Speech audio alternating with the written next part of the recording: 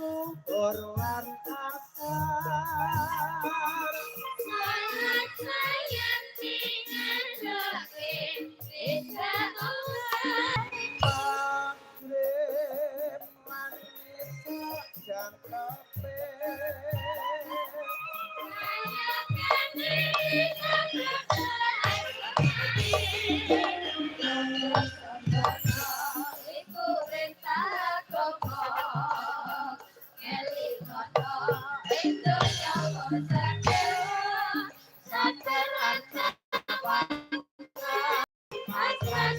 Matur nuwun, Pak.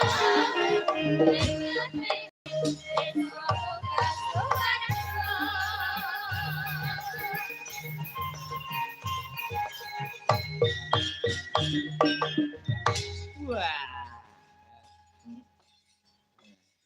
Wilujeng dalu, selamat malam Mas Gareng. Wilujeng dalu, selamat malam Mas Akbar, Yong Cangik, Mbak Yulimbo. Alhamdulillah dipertemukan kembali antara kula kalian panjenengan. Dangu mboten pinanggih tak petang-petang wis menek patang dina ra ketemu. Nah, ya alhamdulillah lantaran Mbak Zainah Zahra leres kula kalian panjenengan saged bertemu malih menghibur para warga masyarakat Kecamatan Brebeg dan seluruh masyarakat pecinta wayang Kadipaten Nganjuk, Mas. Injih luar biasa ing atase Kyai sing sembodo ning ora eman karo bandane kanggo nglakoni sedekah perintahing Gusti. Nggih. Ujube beniki sedekah budaya, sedekah rasa kagem sedaya warga ing Lalagan Brebeg lan sak kanan kiringipun. Nggih. Ana tetembungan kuno sing dawuh asodaqatu dafulil balak.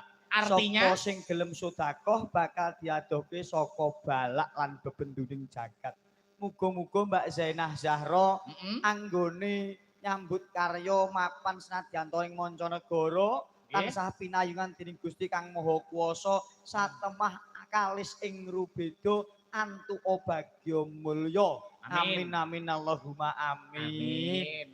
Luar biasa. Penonton malam hari ini luar biasa Mas Gareng. Tumplek-blek Mas Akbar. Wonten ing Stadion Brebeg. Leres. Ternyatanipun senadyan menika sasine wis mlebu rendeng yae ning pinaringan terang tingkas bengi iki Padang. Oh lah yo ora sombong ora umuk. Heeh. Eneng aku kok Mas. Dadi bengi iki ora udan kuwi merga saka ana denge.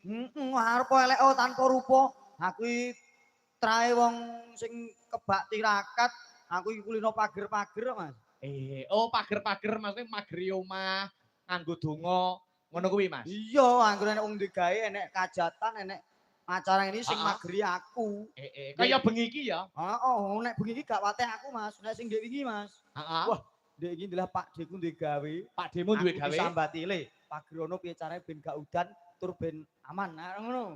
Alhamdulillah tak pageri rapet Mas, saking rapete tamu gak iso bomah. Aman ra ning apa-apa. Sik to piye to? Kon mageri ben ora ning apa-apa. Heeh. Tak pageri saking rapete ora nek wong iso bomah. Lho, lah kok iso nganti ora iso mlebu omah iki lho? Ben ora ning apa-apa, Mas. Lah jenenge wong duwe gawe iki yo mesti enek wong mara to, Mas. Lho ning kan dadi ora ning apa-apa. Ora ning apa-apa ya malah ora ditekani wong kuwi, mesti pager-pager iki piye? Mesti pager-pager iki contone kaya bengi iki ora udan tingkas ngono lho. Bengi iki piye carane ben adoh saka bebendu. Nah, ngono kuwi. Heeh, ngerti apa ora? Heeh. Yo eneng dongane jane. Oh, ana dongane ya? Lho nek tak baberno nang kene kok wong kene do ngerti kabeh kok aku ora payu. Loh, ora. Ilmu kuwi nek ditularne ora ana rugine, ora ana salahe, Mas. Ngono lho. Heeh, iso apa ora? Dongane piye? Jare sampean bengi iki anu apa kuwi pinaringan terang sampeyan. Heeh. Jajal piye dongane? Yo nek wong Islam ya nganggo bismillah. Oh bismillah. Yo bismillahirrahmanirrahim niat ingsun njaluk kersaning Gusti paring ana terang aja udan. Sing ngetan bali ngetan, sing kulon bali ngulon, sing alor bali ngalor, sing kidul bali ngidul nek sing dhuwur kersaning Gusti Allah. Wow.